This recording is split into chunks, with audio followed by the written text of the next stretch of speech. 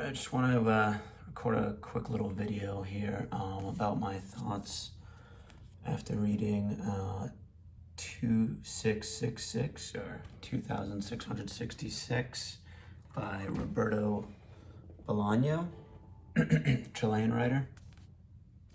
This book is a tome. It's nearly 900 pages long.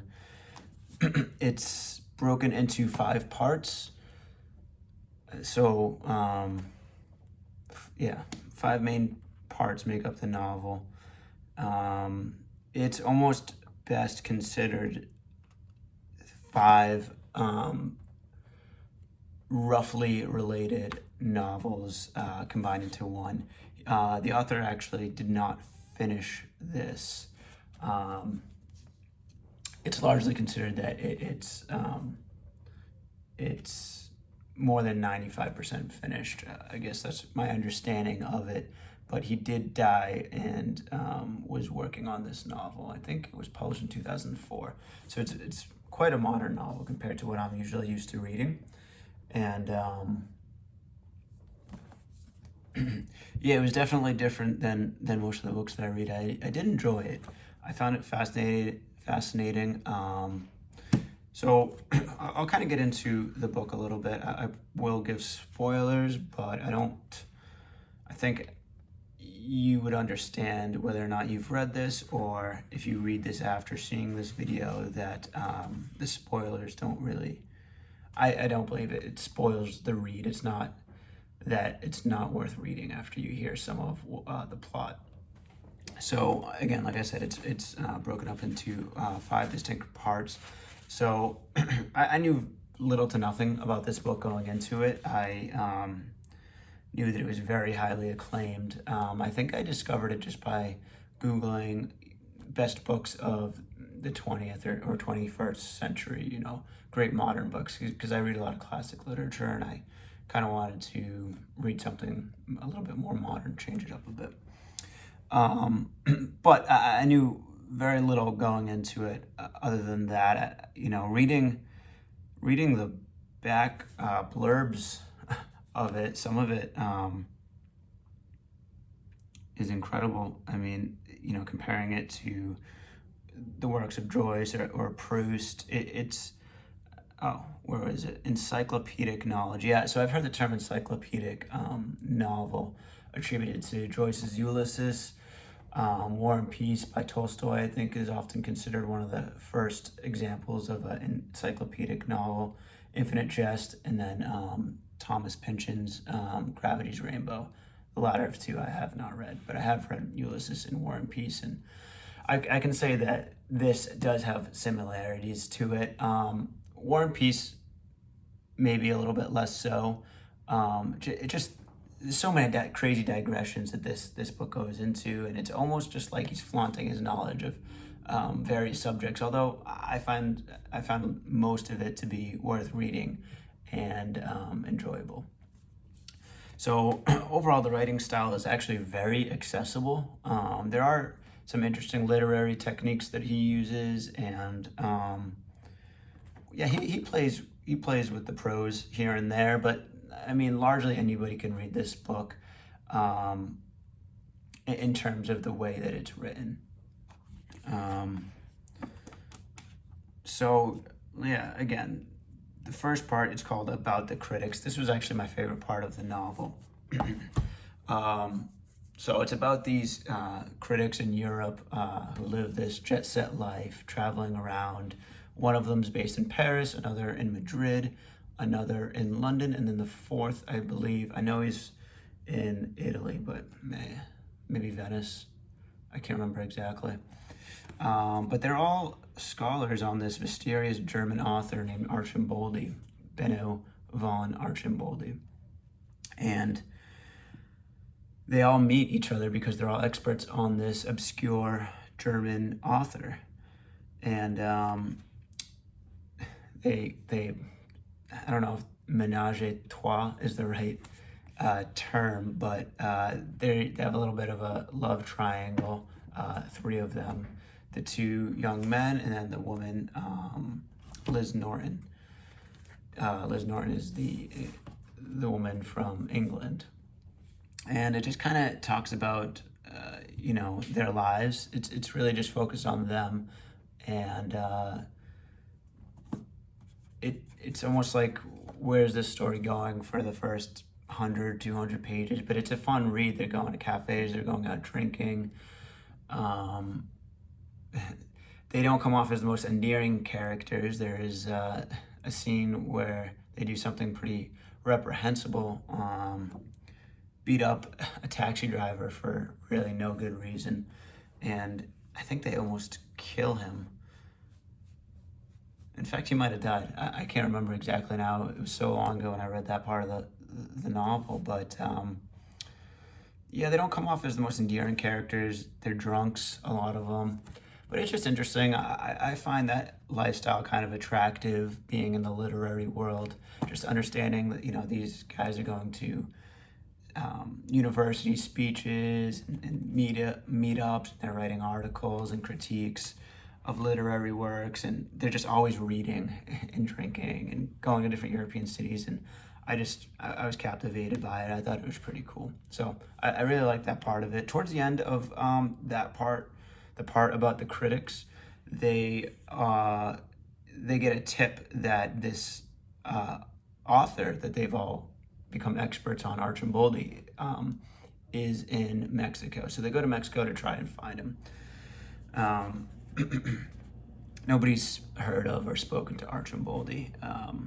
He's a recluse. So they go there, they try and find him, and they don't. By the end of book one, they just are hanging out in northern Mexico. They start hearing about a bunch of women who are being killed, and then it ends pretty abruptly with Liz Norton, who's been fooling around with the Frenchman and the Spaniard, abruptly leaves them in northern Mexico and says that she's actually in love with the Italian, who's much, much older than the other of them. So it's kind of leaves you, I don't know if it's, you would consider that a cliffhanger, but I wanted to know where things went with this group. And that's the last we hear of them. Just, that's it. And I wish I knew that going into this a little bit, because the whole novel, I'm waiting for these characters to reemerge. And like I said, it's broken up into 5 parts, and there are connections between all 5 parts, but they're loose. Towards the end, it felt like, well, I'll get to the end. Let me just briefly go over the other 4 parts. So the second part was the part about Amalfitano, who we actually are introduced to in the first part. He's also a scholar on Archimboldi. He was originally from, I want to say, Mexico. He's living in northern Mexico, and that's where we meet him. But his wife was from Spain. So it just talks about his life in Spain with his wife. They have a daughter together. His wife goes crazy and leaves him. She's trying to, I think, break into an insane asylum in, I think it's Pamplona, or no, it's San Sebastian in northern Spain. Amalfitano lives in Barcelona with his daughter. So his wife leaves him for this poet who's in an insane asylum. Yeah, pretty weird. She leaves him. She comes back very briefly to tell him that she's HIV positive and she's going to die, and she has a son with another man in France. And that's it. And then him and his daughter move to Mexico, where I believe he gets a job as a philosophy professor. And he also, I think, studies Archimboldi, maybe as an amateur. He starts to slowly go crazy towards the end of book number 2, I'll call it, the part about Amalfitano. It gets very, I don't know, maybe esoteric is the right word. He starts reading this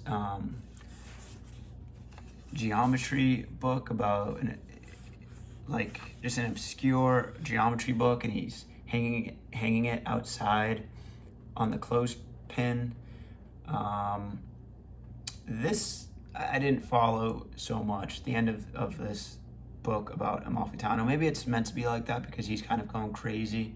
So it's supposed to be a little bit strange to follow. Yeah, I'm very curious what anyone else thought about this part, if they've read it. Pretty strange. But yeah, he has a daughter named Rosa. Part number 3 is called the part about fate. And there's a man named Fate, African-American journalist based out of New York. And yeah, it's pretty cool. In the beginning, he meets up with a former Black Panther founder. I forget the name of the gentleman, but now he's famous for making cookbooks about pork chops. Anyway, he has nothing to do with, so he works for a journal or a newspaper, and the sports writer dies, I think. And so he writes on like cultural things, and he gets sent to northern Mexico to cover a boxing event. So that's how he ends up in northern Mexico. He goes to northern Mexico to cover a boxing event, and he meets up with a bunch of other sports journalists. We kind of hear rumblings of the killings of women, and but really it's mostly focused on him covering this boxing event. He meets the boxers, and he meets some of the journalists. And then the boxing event finally happens. I would say 3/4 of the way through that part of the novel. And after the boxing event, he goes out with some of the journalists. He meets this woman Rosa, who happens to be Amalfitano's daughter. And they all party, they all drink, they all go to this house where some sketchy things start happening. He senses things aren't right. He finds Chucho Flores doing cocaine with some of the women upstairs. Chucho Flores, I believe, was just a journalist. He takes Rosa out of there, who he was smitten with from the start when he saw her at the boxing event. So they get out of there, and this part's a little hazy for me. I think they originally go back to his hotel, and he keeps her there for a couple days, trying to stay low-key. It hints pretty strongly that Chucho Flores and his gang are tied up in the mysterious killings of women in Santa Teresa, which is the city in northern Mexico. I think it's near Juarez. It's near the border with United States. So it's hinted at very strongly. There's a part where, towards the very end, where there's a black Peregrino car that is parked outside of Amalfitano's house, and that same style of car has been linked to the disappearances of women. So Fate is, towards the end of the novel, speeding towards the border, trying to get Rosa out of there, out of northern Mexico, out of that life, and back, or not back, but over the border to the United States. And so it's kind of an adrenaline rush. It's action-packed. And again, you kind of want to see where things go after this. And spoiler, you don't hear again about these two characters. That's it. That part of it is pretty self-contained. So those are the first 3 parts. The part number 4 is the part about the crimes. This is the longest part. I think it's over 300 pages. It talks about all the killings of women in Santa Teresa, about some of the officers that are covering the crimes, trying to solve them, find out who's behind all of these crimes. And there are just so many. I mean, I think there's like an average of 5 bodies found per month for like 10 years straight. There are a lot of similarities to a lot of these crimes, which indicates that it is the same person or people committing these crimes. Although some of them are unrelated, some of them are domestic issues, and the killers are found. So yeah, there's really no main character in this part of the novel. In fact, you're introduced to many characters. Some of them are focused on more than others. We are introduced to a German man named Klaus, who gets sent to prison for these murders because he had a connection with one of the women, and they found it suspicious. They put him in prison. The killings keep happening, but he's not released from prison. And through Klaus, we kind of see a lot of the inside of the prison system in Mexico. Roberto Bolaño knows a lot about a lot, and I'm actually interested to find out more about this author because, well, I know he lived in Mexico. I don't know if he went to prison in Mexico, but it seems like he really knows his stuff because he's very detailed. It's very brutal in some parts in prison. Yeah, so a lot of this part of the novel is kind of hard to follow just because there's so many characters that are introduced and you're trying to figure out, all right, who am I focusing on the most here? A lot of the entries are I guess I'll call them entries. They're really not chapters. As you can see here, they're just kind of like dotted. That's how it's all broken up. So there's a lot of stopping places. But during the part about the crimes, a lot of the entries, as I'll call them, read as almost obituaries or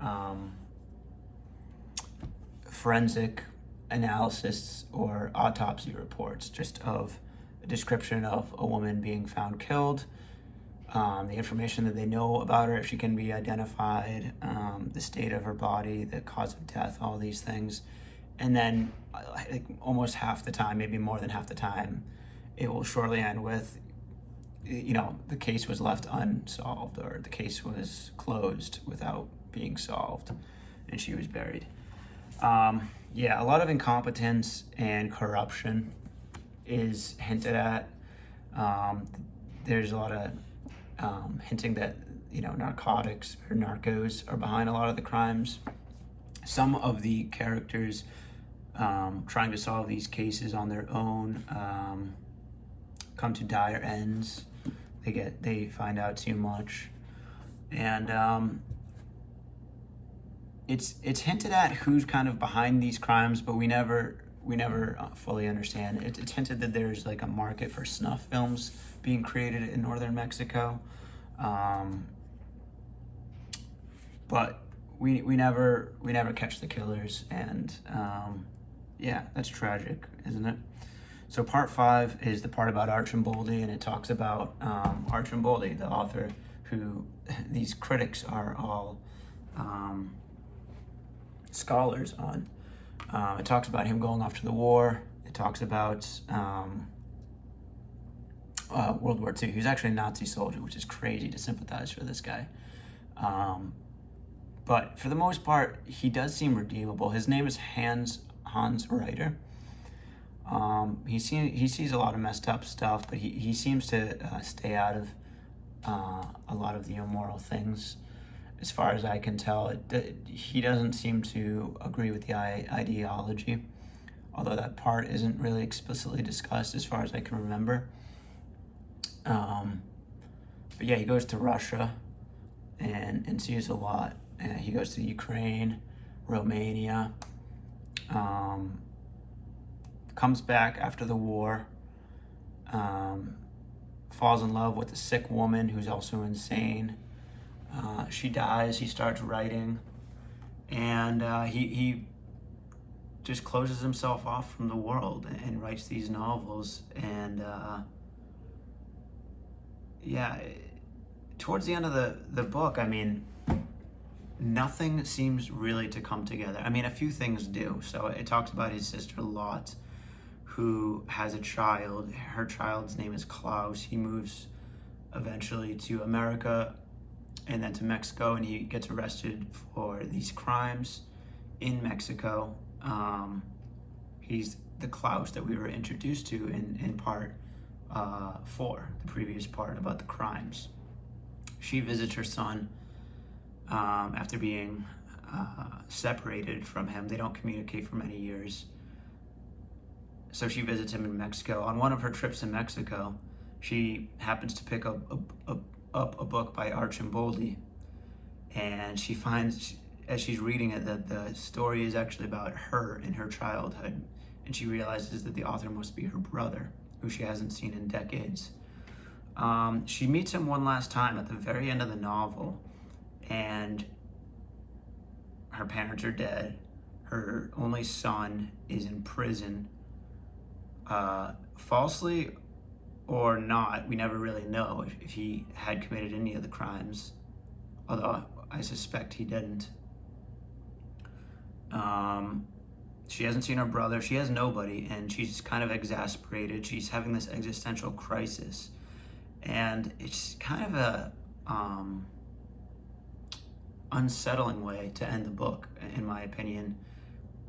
You know, I'm waiting at the end. Is all of this going to get tied together? You know, as I'm starting book 5, the part about Archimboldi, I'm really thinking all of these characters from all these different parts of the book, it's all going to get tied together. Maybe that's just something about modern literature, that it doesn't need to be as concise, because something like this never, I think, could have been written. Well, maybe 100 years ago it could have, 1921, but even then, I think people would have wanted a little bit more closure. And the craziest thing, this isn't the craziest thing, but after leaving us on that kind of dissonant note, there is one last chapter, I'll call it, about 2 pages long, about Archimboldi eating an ice cream, and this gentleman comes up to him and tells him that he's the heir of the man that invented that ice cream. But that man that invented that ice cream also was a gardener and something else, but now he's known for that ice cream. And it's just so random to just throw that on the end. It's like the cherry on top of the sundae. It just blows me away, kind of, that it came to that. Like, I'm waiting for all these things to get tied together. And don't get me wrong, I did enjoy the novel, I did, and I very well might find myself reading it again. I definitely need to digest it more. I'm gonna look around, see what other people thought about it. Maybe I missed a lot. I do imagine that on a reread, this is one of those books that you're gonna find so many things that actually do tie together. At least I really hope so. There's this interesting quote from the novel. Let's see if I can. Yeah, so this is actually, I want to say the editor's notes at the end. I'm just going to read from here. So, so it's discussing Amalfitano, and he met this woman who prefers smaller books by great writers. For instance, she prefers Bartleby the Scrivener over Moby Dick by Herman Melville, and also The Metamorphoses by Kafka instead of The Trial by Kafka. And so the quote from this actual book is, "What a sad paradox, thought Amalfitano. Now even bookish pharmacists are afraid to take on the great imperfect torrential works, books that blaze paths into the unknown. They choose the perfect exercises of the great masters, or what amounts to the same thing. They want to watch the great masters spar, but they have no interest in real combat. When the great masters struggle against that something that terrifies us all, that something that cows us and spurs us on amid blood and mortal wounds and stench." And I get the idea that this is that torrential work by Bolaño, that thing that he put all he had into it and he wasn't sure if it was going to come out perfect, and they never do, is kind of what I think he's saying, is the masterpieces can never be complete. They can never be like a perfect exercise, whereas a short story or a novella can kind of be crafted more. But these sprawling long masterpieces kind of leave you with wanting more. They're just, maybe it's just the fact that they're so long, you can always add to it and edit it, because this could have gone on so much longer if he actually completed a lot of these story arcs. It doesn't seem that he was going to complete them. It seemed like this was largely finished. So, a puzzling novel, but I think I would recommend it to many people, and I think I will read it again, and in fact I may find myself reading other works by this author. I'm certainly going to look more into this author. I'm going to look up some analysis that other people have had on this work, and I would greatly appreciate anybody else's opinions on this work, whether they disagree or not with what I thought about it. So that's all for today.